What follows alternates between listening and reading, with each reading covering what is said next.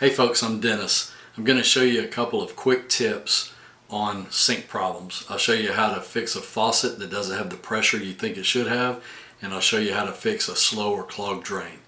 You're only going to need a few things for these two jobs. It's two separate jobs.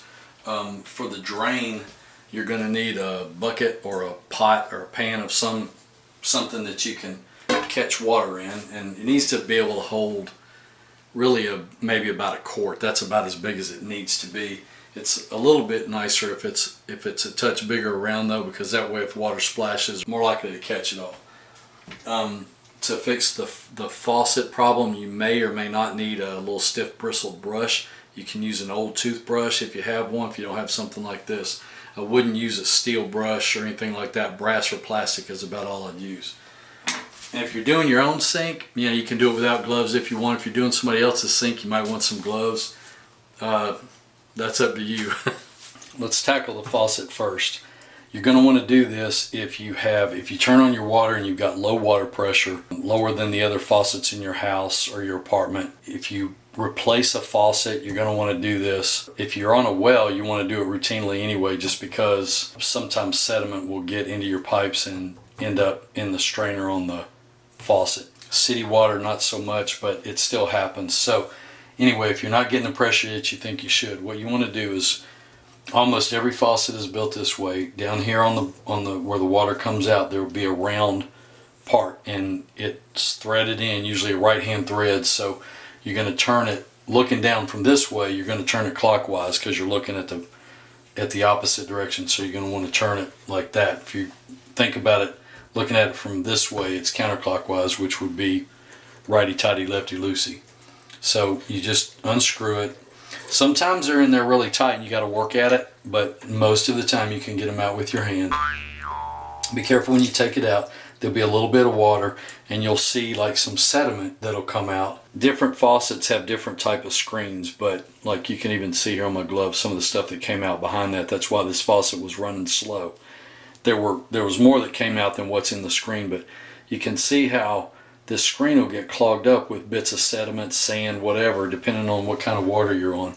So what you can do is you just you can pop that out. It's a little cartridge, and again, it'll depend on the type of faucet. Sometimes this side will be clogged up also if it's got an aerator. Sometimes it'll just be a circle with a screen in it, and like on these, a lot of times this little section will come off, that screen section, and then you can see there's even some sediment in there. So what you want to do is take this, take you a stiff bristled brush, like I say, an old toothbrush or anything like that.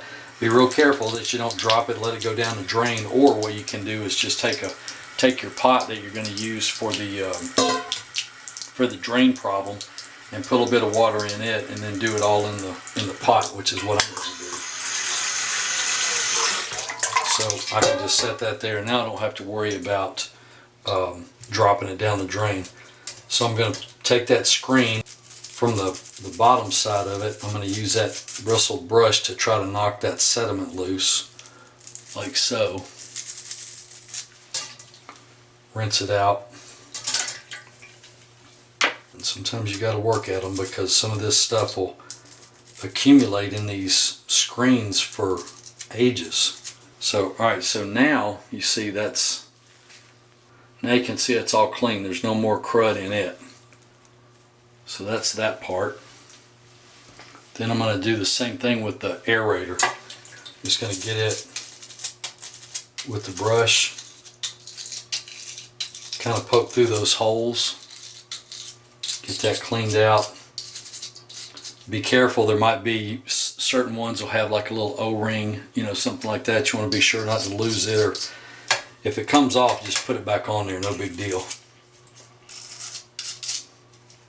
Like, see, I just knocked that one off. What you don't want to do is tear it, but see, that O-ring came off of here, so you just pop it back in there. There you go, and it'll be fine.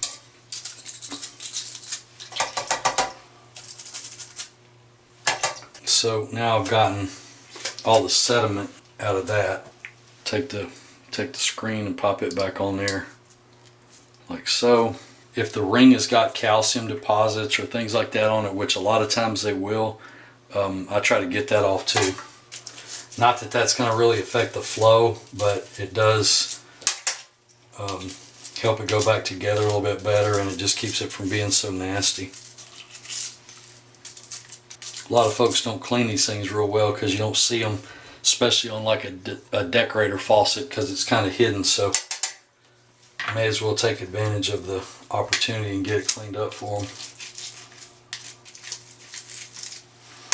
And like I say, if you're on a well, you're going to get, especially on a well, you're going to get all kinds of mineral deposits. And then some places also just have hard water, and they're going to get that too.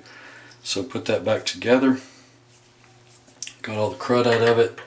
Screw that back in. All you're really trying to do when you screw it back in is get it finger tight.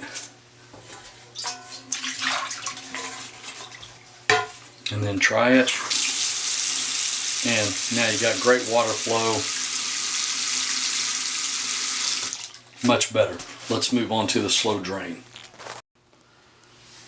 Now what you're going to have under your sink, or under the sink, is you're going to have the tail piece that comes from the bottom of the sink itself. Then you're going to have a trap, which is the curved part. Then you're going to have the curved pipe that goes into the drain line. The couplings are here and here. On the tail piece there'll be a little compression gasket, and then generally these two pieces will be molded to fit each other. One of them will be concave and one of them will be convex, and they fit together, and then this coupling just pulls them together. So I'll show you all that in a minute. With PVC like this, you don't need any tools. If you have metal pipes in here, you're going to need a wrench that fits the nuts most of the time. Sometimes you can actually break them loose by hand too, but sometimes you're going to need a wrench that'll fit the nuts on here. They make a little stamped out kind of flat cheap wrench that you can buy at your building supply stores, or you can, if you've got your own tools, you can use a regular wrench that'll fit it. You can use a pipe wrench. You just got to be really careful because it'll probably booger up the edges and things like that. If you don't care about that, then that's fine. But most everybody anymore has PVC, so it's a lot easier. You can do it by hand. So what you want to do is take your pot or your bucket or whatever you're using and stick it underneath here, because what's going to happen is you're going to have water that runs out of here. It's going to mostly come out of here when you break this coupling loose and separate it. But if there's water standing in the sink, it's definitely going to run out of here when you open this up. So you want to have, that's why I say a bigger mouth bucket is a little bit better, so that you can catch all the dribbles. If you do it slowly, it's going to drain mostly from the low spot, but not always. Depends on how much water's in the sink. So anyway, all you're going to do is I loosen this one. I don't take it all the way off. I just loosen it, and then I make it kind of semi-snug. And then I loosen this one. I don't have any water in the sink, so this one's just a slow drain. So you can see, because this is the low side, that the water that's in the trap itself is going to start draining out of there. Then I'm going to just, because I've got this snug, I'm going to slowly slide it down the tail piece just to separate this joint a little bit, so that whatever excess water is in there can come on out and I don't get it like gushing out, you know.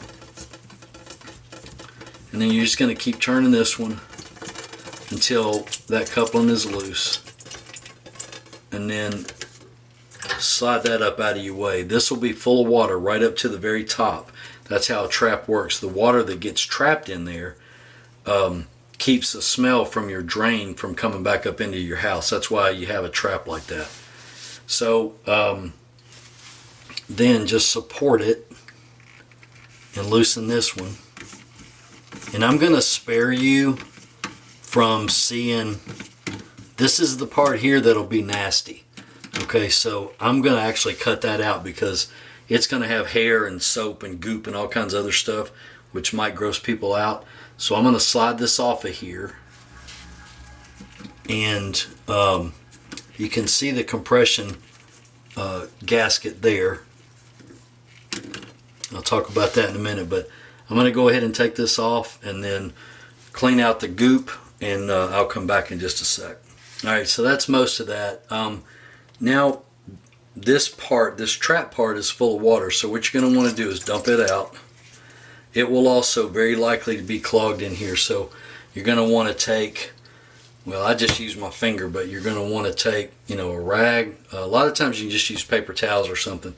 Shove them down in there, pull them out this way, and you'll get all that cleaned out. Take something like your brush or something like that we used on the faucet portion and shove out anything that's solid.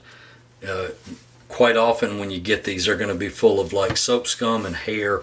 Those are the most common things. And then if somebody's dropped stuff down the sink, this is also where you'll probably retrieve it, especially if it's something heavy. It'll be in here. If you know, somebody drops a ring or an earring or something like that down here, a lot of times if you don't run any water, you can catch them in this trap also. Anyway, you're going to want to clean that out. And then on this part here, I've got these compression washers. Now in the US, most, all of them, not always, but most every bathroom sink uses 1.25 inch pipe and compression washers, and kitchen sinks generally use 1.5 inches. I'm not sure about the rest of the world. They're in metric. I guess I could look that up. If you need to know the size, just leave me a comment below and I'll look it up for you. But in the US, generally that's going to be 1.25 inches. Now, as long as this thing's not scored up and got a lot of cuts or anything like that in it, you can reuse it. It'll be fine, because this is not a pressure fitting. It's a drain line, so it doesn't have much pressure on it at all. But I would always inspect it just to make sure that it's okay. You put your ring back on with the, it'll almost always have a wider side, or a wider side on one side or the other. That's going to go on the bottom. The way that works is that compression washer fits up in there, and then as you tighten this on the trap pipe, it squeezes this compression washer around the pipe and around the other fitting so that it doesn't leak.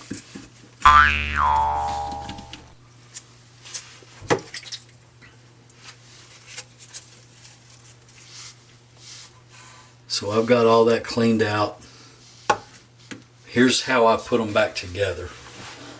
Slide this piece on first. That compression washer fits down inside of there. The flange of this is recessed to take that chamfered side of the washer, or beveled, so it goes down in there. Screw that on. Make sure you don't get it cross threaded. It should thread on real easy. And then I just get it slightly snug, enough to where it'll hold the trap up, but not tight, because this one is usually a little bit harder to get threaded on. So what I do is you notice it's the same way. This is beveled and then the inside of this piece is beveled, so you don't have a washer there. They just fit together.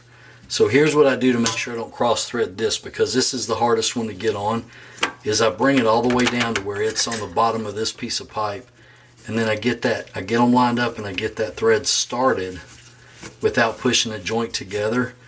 Then with them both loose, push it all the way up so that this part has fit into this part. Then I snug them both up. You just want to get them kind of like where they get snug, and then maybe 1/8 of a turn, and then that's all done. And the only other thing you have to do is test it. So I'm going to turn the water on. You know, run the water a minute to make sure you don't get any water out of either one of these couplings. As long as you've gotten them snug, you shouldn't. So that's fine. Clean all that up. Good to go. Now we got a free running faucet and a free running drain. Thanks for watching my video, and I hope these tips help you out with your sink issues. Check out some of my other videos. Give me a like on this one if you would, and subscribe to my channel. I hope to see you back soon. Thank you and God bless.